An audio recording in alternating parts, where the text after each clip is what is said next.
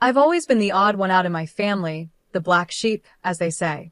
My name's Cheryl James. I'm 32 now, but for as long as I can remember, I've never really fit in.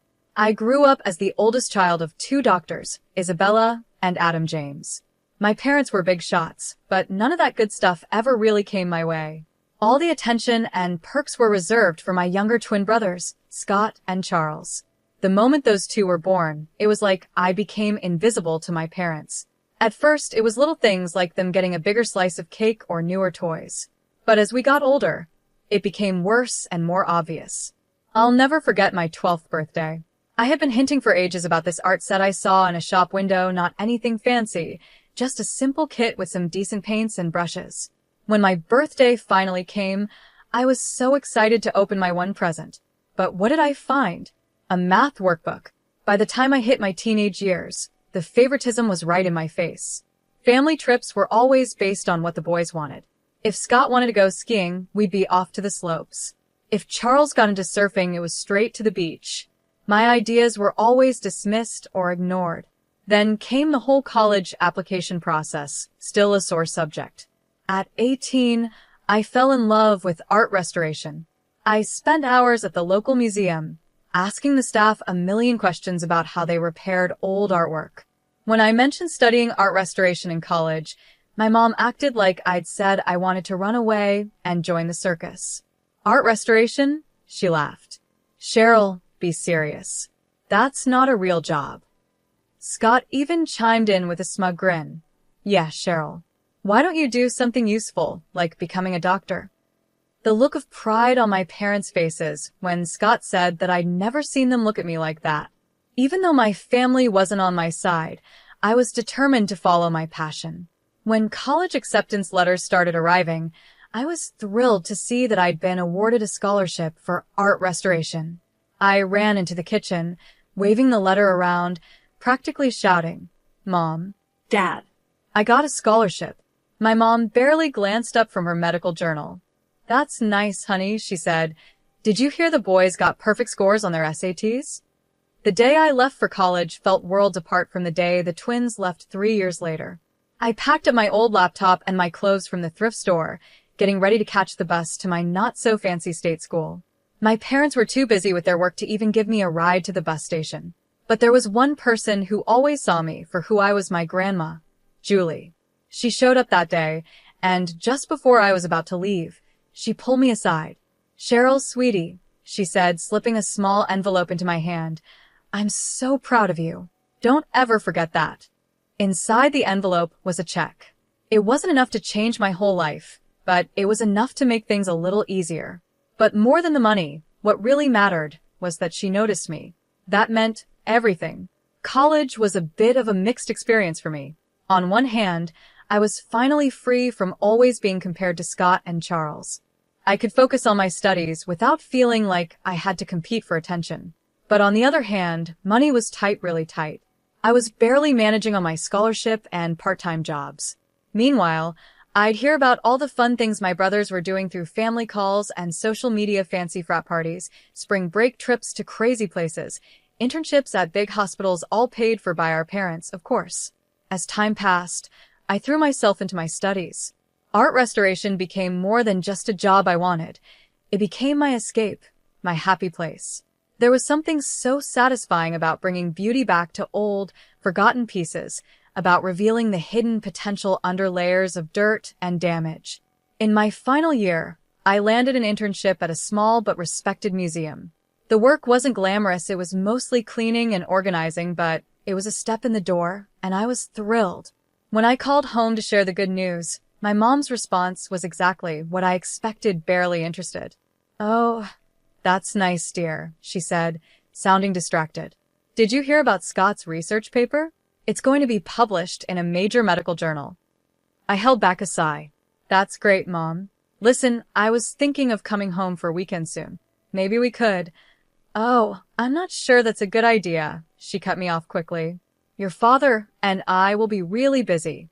We're helping the boys with their research papers, you understand, right? As I hung up the phone, that familiar mix of anger and hurt started building in my chest again. But this time, there was something different, a small spark of defiance. of determination. I looked around my small dorm room, art books stacked on my desk and a half-finished restoration project taking up most of the floor. This was my world now, a world I had built on my own despite everything. Forget them, I muttered to the empty room. I don't need their approval. But even as I said it, deep down I knew it wasn't true. A small part of me still wanted my parents to notice me, still hoped that one day they would see who I really was. Graduation came and went without much attention from my family. My big day was celebrated with a quick dinner at a chain restaurant. So, Cheryl, what's next? Dad asked, barely looking up from his menu. I straightened up and tried to sound confident. I actually got a job offer from a museum in Los Angeles. Dad frowned. I don't know, Cheryl. Los Angeles is expensive. How much does this job pay? I felt my face get hot as I mumbled the not-so-great starting salary. The disappointment on their faces was hard to miss. The rest of the dinner was a blur of subtle criticism and more comparisons to Scott and Charles's academic success. As we were leaving the restaurant, Grandma Julie pulled me aside. Don't let them dim your light, my dear, she whispered, slipping another small envelope into my hand. Go to Los Angeles and chase your dreams. Inside the envelope was a check just enough to cover my first month's rent in the city. I hugged her tightly, trying not to cry. The next few years were a whirlwind. I threw myself into my work, slowly making a name for myself in the art restoration world. During this time, I met John. He was a struggling graphic designer with a kind smile and an infectious passion for his work. We clicked instantly over our shared love of art and our experiences as underdogs in our fields. After dating for a while, I decided it was time for John to meet my family. From the moment we sat down, it was clear my parents had other plans. They fired question after question at John, each one more intense than the last. So, John, Dad began, trying to sound casual but failing, what are your long-term career prospects?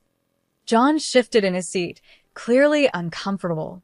Well, I'm building up my client base. It takes time, but I'm making progress. Mom jumped in. And your income? Is it enough to support a family? My face flushed with embarrassment. Mom, that's not, but John squeezed my hand under the table. It's okay, Cheryl, he said calmly. I'm not where I want to be financially yet, Dr. James, but I'm working hard to get there. The interrogation continued throughout dinner, and with each question, it was clear my parents weren't convinced. I could see John's confidence dropping and my own anger rising. As we were leaving, Mom pulled me aside. Cheryl, honey, I know you think you care about this boy, but you need to be realistic. You've already picked a tough career path. Don't make it harder by being with someone who has no future. Mom, I whispered, shocked at how blunt she was. Dad stepped in too. Your mother's right, Cheryl. You need to think about your future. John seems nice, but is he really good enough for you? You could do so much better. I stood there, speechless, as all the frustration I had bottled up for years nearly boiled over. How dare they judge John? How dare they dismiss my choices once again? As John and I started planning our wedding, reality hit us hard. Our savings were pretty small, barely enough for a simple ceremony. One night, after staring at budget spreadsheets for hours, I decided to ask my parents for help. Maybe they'd want to contribute. Mom, Dad, I began cautiously during our weekly call. John and I have set a date for the wedding. We're trying to keep costs low, but I was wondering if you might want to help out a little, maybe even just with the planning. The silence on the other end was long and uncomfortable. Finally, Mom spoke, her voice cold. Cheryl, you're an adult now. If you've chosen to marry this person, you need to handle the consequences yourself.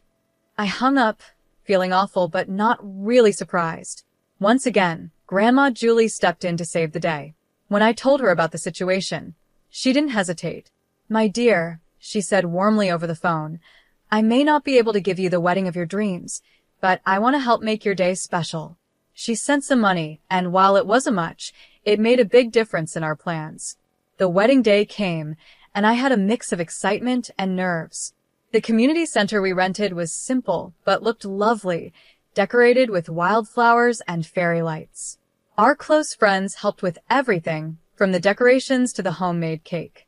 As I walked down the makeshift aisle, John's face lit up with a smile that made all the struggles worth it.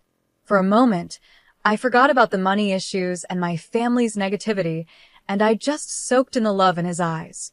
That bubble burst when I saw my family. Mom and Dad sat stiffly in the front row, looking bored and unimpressed. I overheard Mom whispering to Dad about how tacky the decorations were and how cheap the food seemed. Scott and Charles were even worse, standing in the corner, laughing and glued to their phones. I tried my best to ignore them, focusing on our vows and the kind, supportive faces of our friends. It wasn't until the next day that I realized how truly cruel they could be. When I woke up, my phone was blowing up with notifications. Scott and Charles had posted a bunch of embarrassing photos from the wedding on social media. "Congrats to our big sis on her special day," read one caption under a blurry picture of John and me cutting our homemade cake. Another post had a sarcastic caption, "Nothing says true love like a dollar store wedding," next to a picture of our decorations. One post showed our buffet table beside a photo of a fancy meal from a high-end restaurant with the caption, "Cheryl's wedding versus our average Thursday lunch guess which is which." The comments were brutal. Some relatives were horrified by Scott and Charles's behavior. Aunt Nicole wrote, "This is completely unacceptable. You should be ashamed of yourselves." But others found it funny. Our cousin Mark commented, "Savage, but true. That wedding looked like a homeless convention." Reading through the comments made me feel sick, but what hurt the most was seeing my parents' responses. Instead of scolding their sons, they were encouraging them. Mom had commented, "Boys will be boys. It's just a bit of harmless fun." I didn't call them or demand an apology. I just decided to cut them out of my life for a while. 5 months after the wedding, it was time for the annual James family reunion. Even though I had my doubts, John thought we should go, hoping it might be a chance to clear the air. We couldn't have been more wrong. The tension was so thick you could feel it. I kept it together for the first hour, making polite conversation and avoiding my immediate family as much as possible. But then I overheard Scott bragging about his latest luxury vacation, paid for by our parents, of course. Something inside me snapped. "Must be nice," I said, loud enough for everyone to hear, "to have Mom and Dad pay for your entire life." The room went silent. Scott stared at me, speechless. "What's that supposed to mean?" he finally asked. "You know exactly what it means," I replied, all the frustration I had buried for years boiling over. "You and Charles get everything handed to you on a silver platter, while I've had to fight for every bit of recognition or support." Mom stepped forward, her face red with anger. "Now, Cheryl, you're being ridiculous. We've always treated you kids equally." I let out a bitter laugh. "Equal? Are you serious? Let's talk about equal," I said, counting on my fingers. Private school tuition for the boys, public school for me. Brand new cars for their 17th birthdays, nothing for mine. And the grand finale $700,000 for their Ivy League educations while I had to scrape by on scholarships and loans. The room was so silent you could hear a pin drop. Everyone was staring, watching our family's dirty laundry being aired out in front of everyone. Mom's voice was cold when she finally spoke. "If you're so obsessed with money, Cheryl, maybe you should have married someone rich instead of your poor husband." Her words hit me like a slap. John, who had been quietly supporting me the whole time, stiffened beside me. "How dare you?" I whispered, feeling tears in my eyes. "John is worth 10 of you. He loves me for who I am, not for how I can make him look to his country club friends."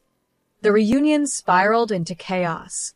Everyone started yelling, dragging up old grudges, years of anger spilling out.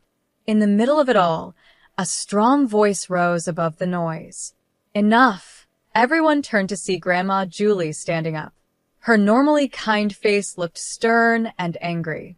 "I've watched this family fall apart for years, and I won't stand for it anymore," she said firmly. "Isabella, Adam, your treatment of Cheryl has been shameful. And you boys," she added, turning to Scott and Charles, "your cruelty toward your sister is unforgivable." The room went silent again, but Mom, never one to back down, spat out, "Mother, you don't understand. Cheryl has always been difficult, always causing problems." "No, Isabella," Grandma interrupted. The only problem here is your obvious favoritism and your refusal to see the damage you've done. I looked around at the shocked faces of my relatives, at Grandma standing tall, and my parents' anger, and my brother's smug expressions. In that moment, something inside me broke, but then it came back together, stronger. I'm done, I said quietly but firmly. I'm done trying to get your approval, done being part of this toxic family. John and I are leaving, and don't bother trying to contact us. The months that followed were tough, but John was my rock through it all. He held me when the sadness hit, celebrated the little victories, and never once made me feel bad for the family drama I'd brought into our lives. Life has a strange way of surprising you when you least expect it. It all started with a phone call. John had been working tirelessly for weeks, pouring everything he had into a pitch for a major client. The call came on a sunny Thursday morning. I could tell from the look on John's face that something big had just happened. "We got it," he whispered, barely able to speak. "Cheryl, we got the contract." The next few months were a whirlwind. John's small design firm blew up overnight, and that big client opened doors we never thought we'd see. Suddenly, we weren't just getting by anymore, we were doing really well. But with all that success came an unexpected problem. My phone started lighting up with notifications. Friend requests from family members I had blocked long ago, messages from distant relatives who suddenly wanted to catch up. And then, the call I had been dreading. "Cheryl, sweetheart." My mom's sugary sweet voice came through the line. "We heard the wonderful news about John's business. We always knew you two would make it." The calls kept coming. My father chimed in, saying how proud they were and how they'd always believed in us. I sat there, stunned and getting angrier with every lie. "We'd love to see you," Mom chirped. "Maybe we could have dinner and celebrate your success as a family." That snapped me out of it. "As a family?" I repeated, my voice hard. "We haven't been a family for a long time, and that's not going to change just because our bank account has." I stuck to my decision. When my parents showed up at our door unexpectedly, I didn't let them in. When they sent expensive gifts, I sent them back unopened. Instead, John and I focused on building the life we had always dreamed of. We worked hard, saved wisely, and soon enough, we were signing papers for a beautiful apartment right in the middle of the city. Excited to share our happiness, I posted a photo on social media. It was a simple shot, John and I, holding the keys, standing in front of our new home. Next to it was a picture from our most recent visit with Grandma Julie, her proud smile shining for the camera. I captioned it, "New beginnings and old love. Grateful for those who've been there through it all." As I hit post, I felt a weight lift off my shoulders. This was my family now, John, Grandma Julie, and the friends who had stuck with us through thick and thin. We had built this life ourselves, despite all the challenges, and despite the people who said we couldn't do it. The soft evening light poured through the windows of our new apartment as I worked in the kitchen, getting dinner ready for John and Grandma Julie. It was our first real family dinner in the new place, and I wanted everything to be perfect.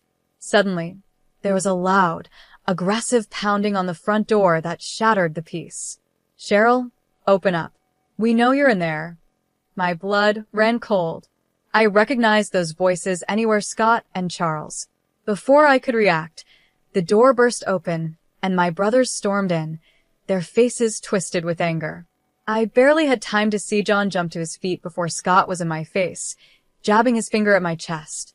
"You manipulative little," he snarled.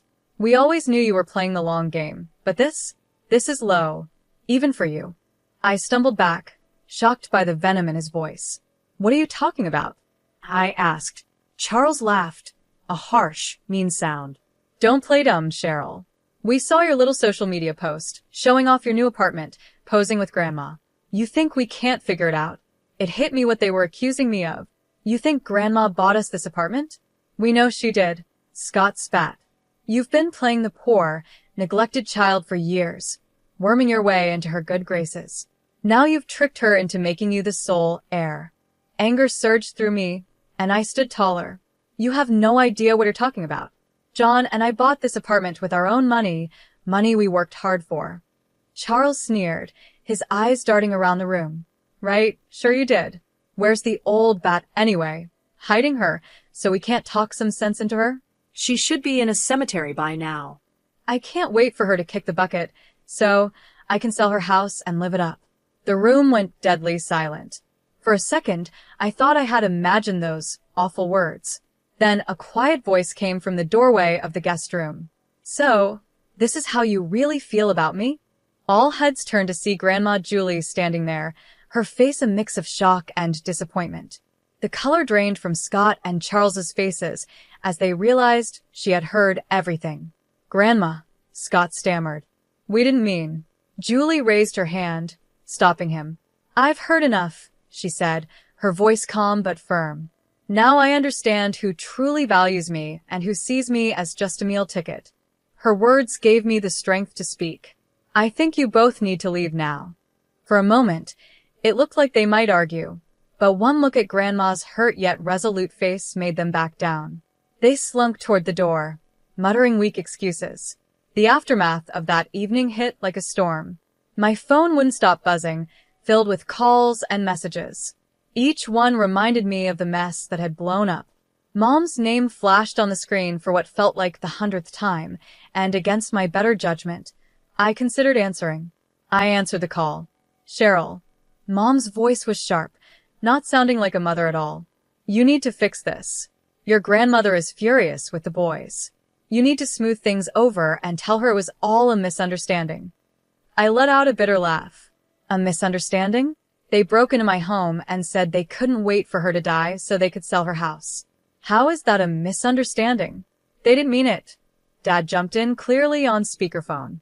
You know how the boys can be, they were just upset. Upset about what? I challenged. That John and I bought an apartment with our own money? That Grandma loves me. Mom's voice turned sweet, but fake. Sweetheart, we know you've always felt left out, but you need to think about what's best for the family. Your brothers deserve that inheritance. Don't be selfish. Something inside me snapped. Years of frustration and pain boiled over. Selfish? You're calling me selfish? After years of favoritism, ignoring my achievements, and treating John and me like we don't matter? Now, you have the nerve to ask me to give up an inheritance I never even asked for. Cheryl, now hold on, Dad began, but I cut him off. No, I'm done. I'm done with the guilt trips, the manipulation, all of it. Don't call me, don't text me, and don't come to my door. We're through. Over the next few days, I blocked their numbers, along with Scott and Charles's. It was painful, like cutting off something rotten, but it was necessary for my healing to begin. As the dust settled, I found myself surrounded by a different kind of warmth. Grandma Julie, now fully aware of the family dynamics she had long suspected, became an even bigger part of our lives. Aunt Nicole, who had reached out after the wedding mess, became a regular visitor. I always knew you were special, Cheryl, she said, hugging me tightly. I'm sorry I didn't stand up for you sooner. Other relatives, cousins, distant aunts, and uncles who had seen how my family mistreated me over the years sent messages of support. It felt like a veil had been lifted, allowing real relationships to grow where before there had only been obligation. John's family, bless them, surrounded me with unconditional love. His parents, who had watched from the sidelines as my own family tore me down, went out of their way to make me feel cherished. John and I poured ourselves into making our new apartment a home. Every piece of furniture, every photo on the wall was a symbol of the life we were building together, a life built on mutual respect, support, and love.